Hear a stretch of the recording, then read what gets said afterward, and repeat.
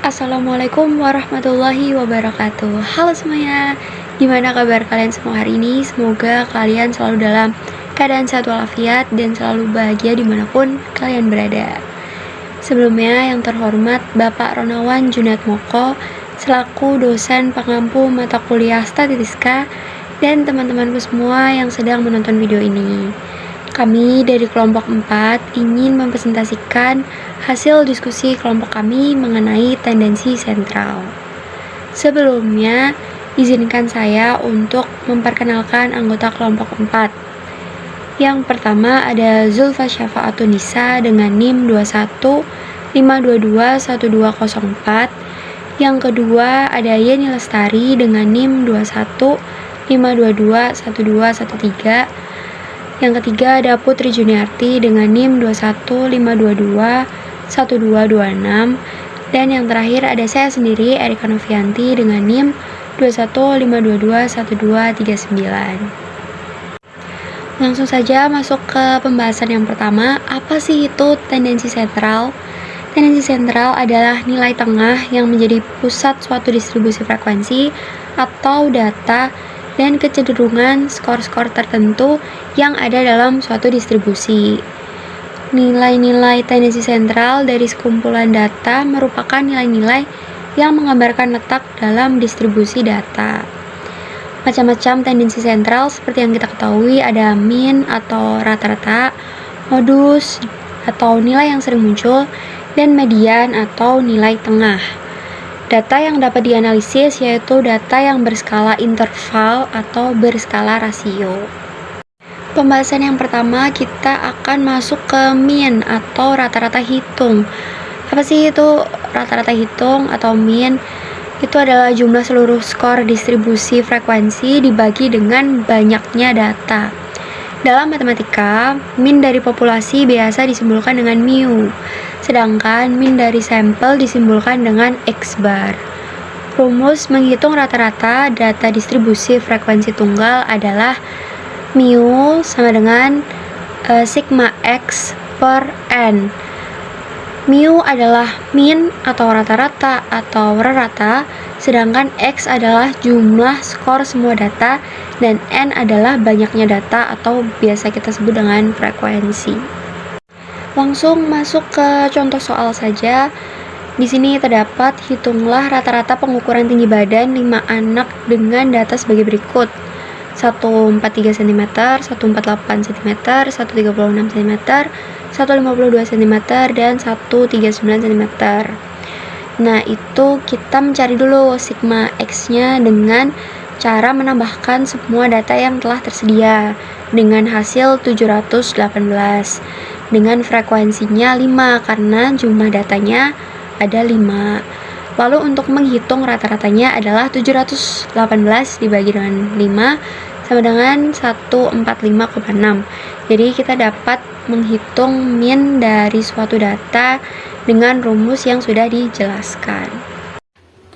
Kemudian yang selanjutnya adalah untuk mencari rata-rata dari tabel distribusi. Berikut terdapat contoh mengenai persoalan dengan tabel distribusi frekuensi skor dari banyaknya soal yang dijawab benar oleh mahasiswa akuntansi. Adapun skor 44 dengan frekuensi 1, maka diperoleh fx 44. Kemudian skor 43 dengan frekuensi 3 diperoleh fx 129. Kemudian skor 42 dengan frekuensi 4 maka diperoleh fx 168. Kemudian skor 41 dengan frekuensi 8 maka diperoleh fx 328 dan seterusnya. Maka jumlah dari seluruh frekuensi ini yaitu 50 dan jumlah dari seluruh fx yaitu 1984. Maka cara untuk mencari rata-rata yaitu dengan menggunakan rumus sigma fx dibagi n atau banyaknya data. Jadi 1984 dibagi 50 hasil akhir 39,68. Jadi banyaknya soal yang dijawab benar oleh mahasiswa akuntansi yaitu dengan nilai rata-rata 39,68. Kemudian selanjutnya yaitu bagaimana cara untuk mencari rata-rata dari data yang diketahui data tersebut adalah data kelompok. Maka di sini saya akan menjelaskan bagaimana cara untuk mencari rata-ratanya. Adapun data kelompoknya yaitu sebagai berikut. Di kelas interval 20-29 dengan frekuensi 4, maka nilai tengah dari 20-29 yaitu 24,5. Jadi FM-nya yaitu 98, diperoleh dari frekuensi dikalikan dengan nilai tengah 4 dikali 24,5. Kemudian kelas interval yang selanjutnya yaitu 30-39 dengan frekuensi 7, maka ditemukan nilai tengah 34,5, jadi FM yaitu 241,5. Kemudian kelas interval 40-49 dengan frekuensi 8, ditemukan nilai tengah 44,5, maka FM-nya 356. Kemudian kelas interval 50-59 dengan frekuensi 12, ditemukan nilai tengah yaitu 54,5, jadi FM yaitu 654 dan seterusnya. Maka jumlah dari seluruh frekuensi yaitu 50 dan jumlah dari FM yaitu 2695. Maka untuk mencari rata-rata yaitu dengan rumus sigma FM dibagi N atau banyaknya data. Jadi 2695 dibagi 50 ditemukan 53,9. Jadi rata-rata dari data tersebut yaitu 53,9. Materi yang kedua yaitu nilai tengah atau median. Median terletak tepat di tengah suatu distribusi frekuensi. Caranya dengan mengurutkan data mulai dari yang terkecil hingga yang terbesar. Rumus untuk menghitung median data tunggal adalah letak median sama dengan N plus 1, di mana N adalah banyaknya data. Contoh yang pertama, tentukan median pengukuran tinggi badan 9 anak dengan data sebagai berikut yang terlampir. Karena data tersebut telah urut, maka letak median dapat langsung diketahui dengan rumus N plus 1 dibagi 2. Yaitu 9 ditambah 1 dibagi 2 sama dengan 5. Median data tersebut terletak pada urutan yang kelima yaitu 139. Contoh yang kedua jika datanya genap. Yang terlampir. Letak median yaitu nilai D1 ditambah nilai D2 dibagi 2. Untuk mengetahui nilai D1 dengan rumus N dibagi 2 yaitu 8 dibagi 2 sama dengan 4, dan untuk mengetahui nilai D2 dengan rumus N dibagi 2 ditambah 1 yaitu 8 dibagi 2 ditambah 1 sama dengan 5. Setelah mengetahui nilai D1 dan D2, kemudian dimasukkan ke dalam rumus untuk mengetahui letak median, yaitu letak median sama dengan 42 ditambah 44 dibagi 2 sama dengan 43. Rumus median data berkelompok. Median sama dengan batas bawah kelas median ditambah setengah kali N dikurangi frekuensi kumulatif kelas sebelum kelas median dibagi dengan frekuensi kelas median kemudian dikali interval kelas median. Contoh median data berkelompok yaitu datanya sebagai berikut. Untuk mengetahui letak median yaitu 50 ditambah 1 dibagi 2 sama dengan 25,5. Batas bawah kelas median 49,5. Frekuensi kumulatif kelas sebelum kelas median 19. Frekuensi kelas median adalah 12 dan interval kelas median adalah 10.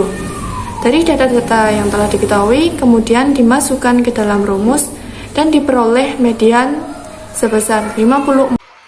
Yang ketiga yaitu modus. Modus adalah nilai data yang sering muncul. Modus berguna untuk mengetahui tingkat seringnya suatu peristiwa itu terjadi. Sebagai contoh, tentukan modus dari rangkaian data tunggal berikut. Soal pertama yaitu 7, 5, 8, 6, 9, 7, dan 10. Modus atau data yang sering muncul tersebut adalah angka 7, di mana angka tersebut muncul sebanyak 2 kali. Lalu soal kedua yaitu 7, 8, 6, 9, 7, 10, 6, dan 5. Modus atau data yang sering muncul tersebut adalah angka 6 dan 7, di mana masing-masing angka tersebut muncul sebanyak 2 kali. Lalu bagaimana jika datanya kelompok?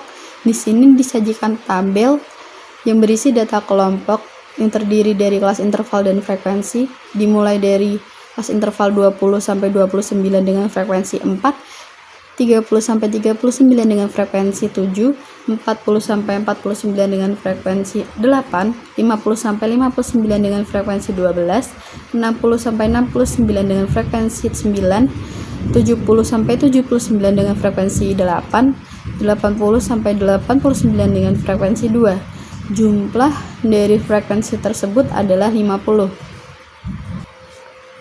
Sebelum kita menjawab contoh soal dari data kelompok tadi, di sini disajikan rumus modus untuk data kelompok, yaitu MO sama dengan LMO ditambah D1 per D1 plus D2 dikali I, di mana LMO adalah tepi bawah kelas modus, D1 adalah selisih frekuensi kelas modus dengan frekuensi kelas sebelumnya, D2 adalah selisih frekuensi kelas modus dengan frekuensi kelas sesudahnya, dan I adalah interval kelas.